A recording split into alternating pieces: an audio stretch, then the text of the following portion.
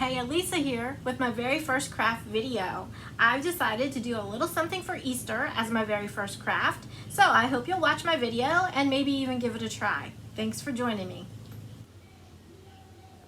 Okay, for this Easter project, here are the supplies that you'll need. Some fiberfill and 2 bottles of tulip fabric paint, 1 in black and 1 bottle of pink. Also, you'll need a pair of scissors and a small dish of water and a paper towel. You'll also need a glue gun and glue sticks.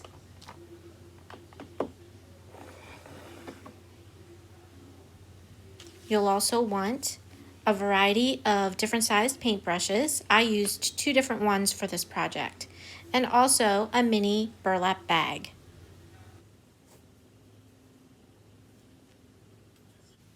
All right, let's get started. First, you'll want to remove the 2 rows of stitching that are holding the strings into your burlap bag. So, since I couldn't find my seam ripper, I am using my scissors to remove just the 2 rows of stitching on the top of the bag. You can leave the back of the bag alone.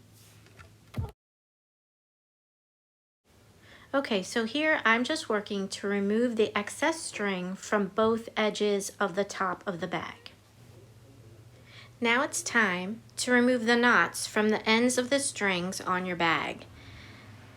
You'll want to remove the strings completely from the bag, but hang on to them, set them aside, because you're going to need one of those strings later in the project.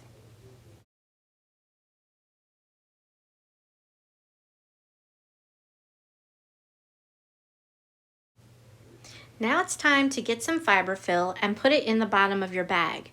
Another option you might want to consider is using dry beans. In case you want your bags to be sort of weighted and they stand up better on their own, consider using dry beans. But I chose to just use fiberfill in this project today. You want enough fiberfill to fill your bag about halfway. See there? Just halfway. So now we're starting to get ready to see how our bunny ears are going to look. See how you released the seams on just one side of your bag, and that part of the bag is going to stand up. But the side seams are still attached. So what you want to do is take your scissors and cut the flap right beside the seam right there. Do you see? Cut on one side and then cut along the seam on the other. And again, we're just working with the front of your bag where you release the 2 rows of thread. The back is still intact the way it had been from the start. Now it's time to start to shape the ears with your scissors. We're going to cut the outer shape of the ears a little bit curved, and see, all we have to do is remove one side, the outer side of the ear. So I start at the top corner and curve around. See how we made the curvature of the outer ears? Now I fold that section in half to try to judge about where the middle is, and now I'm cutting to get the curvature of the inner part of the 2 ears. So you're cutting in the shape of a curved V. That's the best way I know how to describe it. All right. And as you can see, we cut out a curved V and you have 2 bunny ears. Okay, so now it's time to adjust and start to shape the bunny the way you're going to want it to be in your final project. Okay, so you're just going to be moving the material around, move the fiberfill, adjust your ears, and just start to make it look the way you're going to want it to look in the end of the project. So that's what I'm doing here. You also want to make sure that the face of your bunny is as flat as it can be. You want to smooth out as many of the wrinkles as you can and make sure that your ears are going to still be standing upright and apart the best that they can. What I realized at this point was that my bunny ears needed to be divided a little bit further. So I used my scissors to cut down the bunny ears a little lower so that they definitely separate once I put the string on the bunny. All right, it's time to get your string that you set aside earlier and tie it around the base of the bunny ears. All we're doing is tying a simple bow, the same kind of simple bow you do on your shoestring.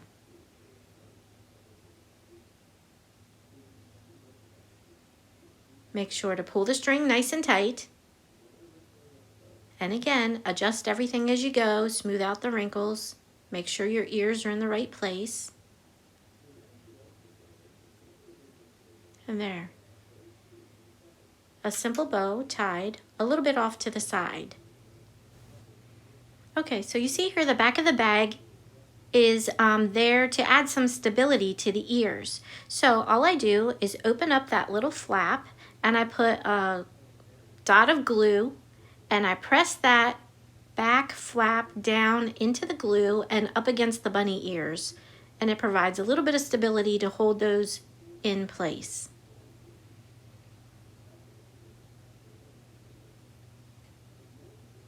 There, our bunny is mostly ready.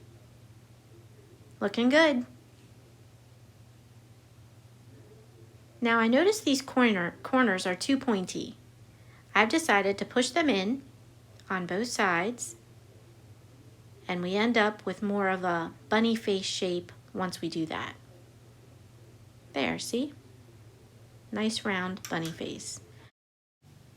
Now it's time to paint. Choose a fine tipped brush because now we're going to use some black. I put about a dime-sized dot on my paper towel and I start to make an X in the area where the bunny mouth should be. You decide the placement. Now what I noticed about this fabric paint is that it does soak into the bag. So I was finding that I had to do several applications over the same markings. In addition to the mouth, I took time to make the black circle eyes.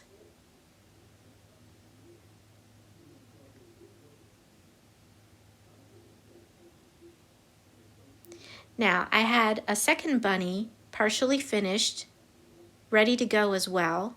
So in this portion, I'm doing the same markings on my second bunny. Again, I'm putting a black X in the area where the bunny mouth should be. And then I'm taking time and using the same thin-tipped brush to make the black eyes.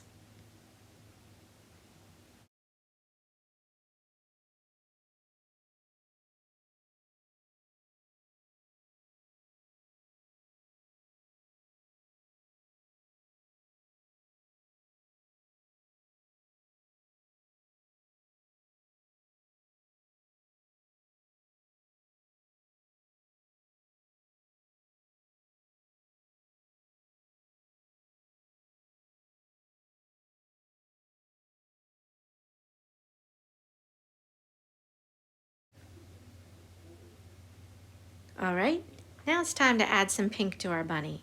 We're going to use this color for the cheeks and ears. I put about a quarter-sized dot onto my paper towel, and I chose a larger paintbrush, not as thin as the one that I used for the black. All right, so I started with the cheeks. Put them near the X's that were used to make the mouth. You'll see in a moment. But you just dab the pink paint on, and again, it soaks in, so several applications will be necessary.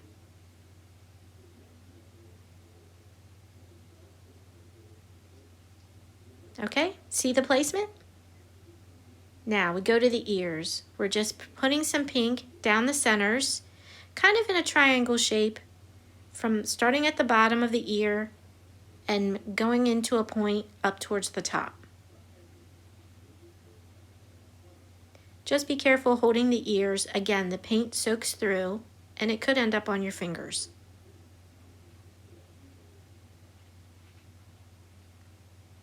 There we go.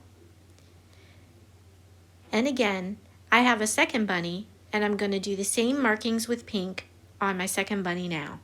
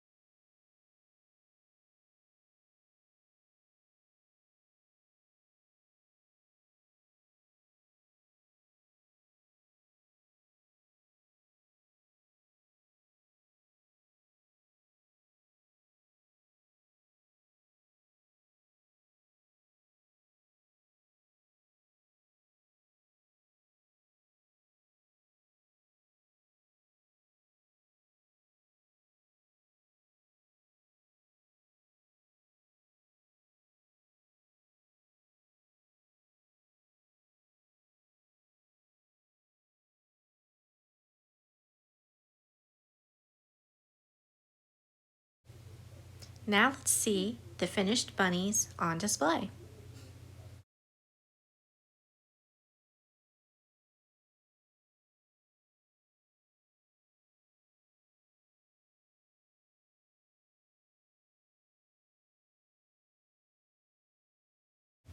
See you in my next video. Bye for now.